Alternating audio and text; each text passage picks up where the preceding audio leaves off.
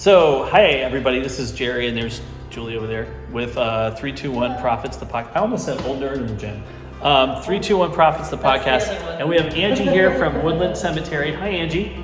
Hello. And we've got some famous folks here. This So would definitely be a very strange episode of Old Nerd in the Gym. this is what happens if you don't do the exercise. Make sure you get the whole window. So we got to have the whole. There's the window right there. So I'm gonna walk around here in a second, and Julie will piece all this together for us and put it into one video. So you should be able to see it all after we see at the end of this. But this is where we did our podcast recording. I'm gonna flip this around so you can kind of see.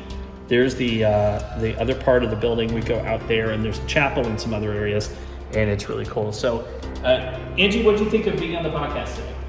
Loved it. Yeah? Yeah. We got some great stories. If you like Dayton history, go listen to the podcast because there's a lot more history. I think Gery and Angie are going to start a Dayton history podcast. We're going to do our own. I think that's really cool because she knows everything. I just know the anecdotal stuff, so we just put it all together.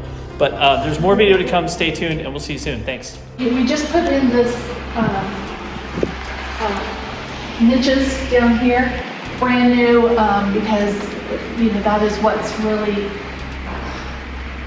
selling is the niche spaces. So this is a brand new columbarium in this hallway that was just put in, finished in December of 2020. This is what I call the shadow box. Yes. It is a neat idea though, because at least you get a photo and everything, a little bit like you said about the personality of the person. Yeah, you more really- so than just a name and a date. Right. And that they're lighted. And as we go forward into this section here,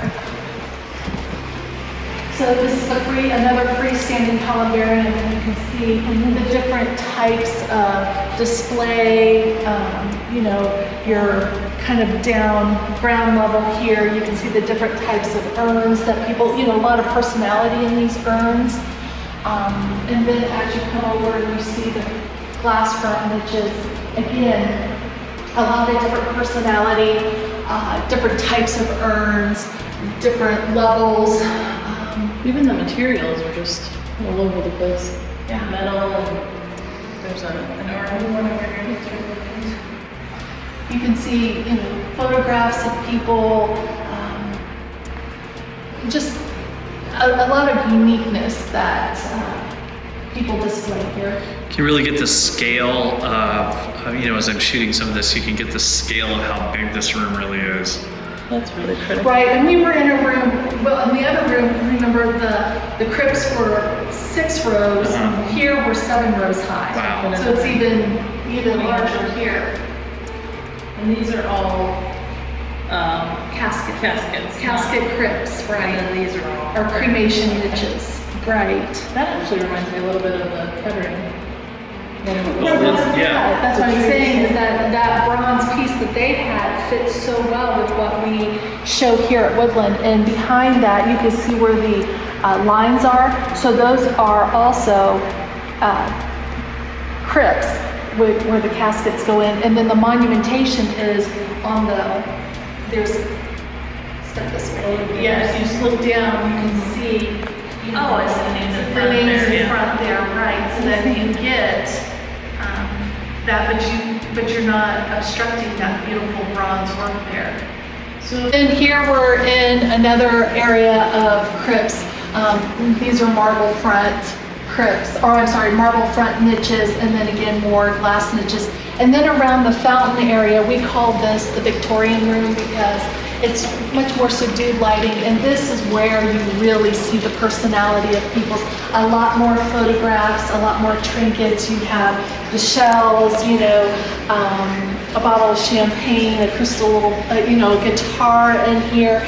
You'll see all kinds of mementos and things that just really are meaningful to people.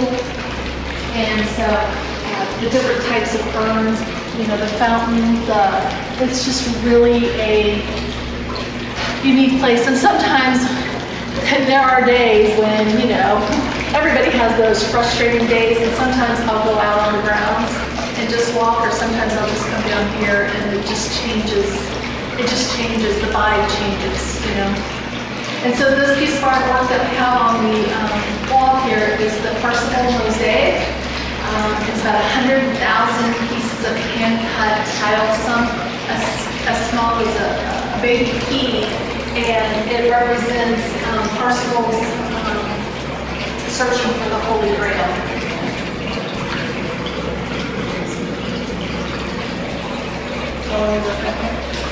The mausoleum was built in 1969, and if we were to go behind this wall, this is where the crematory is.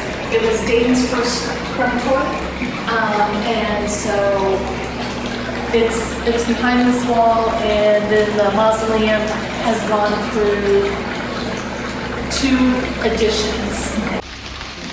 Hey everybody, it's Gery here with the 321 Prophets podcast. Hey, we are here at Woodland Cemetery, as we mentioned a little while ago.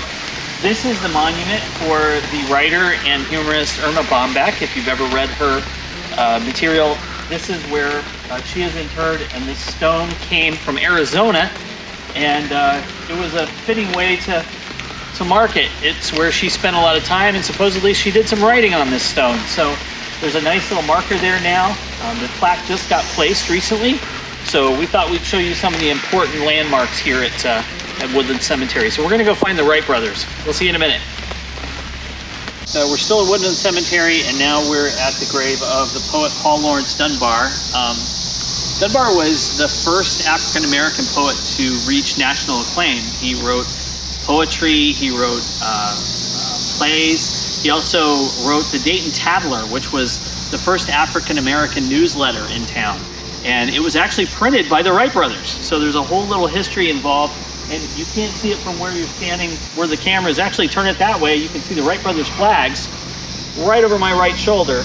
Out at the Wright Brothers grave, they are within shouting distance of Paul Laurence Dunbar. They were good friends, and it's important to note where he came from. And obviously, Memorial Weekend was just this past week, so there's a lot of flags and flowers still out here, and people still hold him in very high acclaim. So if you get a chance, come out and visit this spot.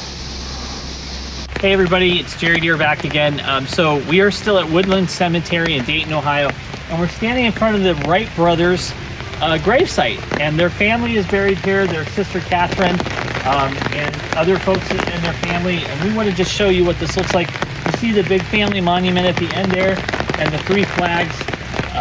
And down here, we'll look at the individual stones. You can kind of see, of course, Memorial Day was just last weekend, so there's a lot of flags here.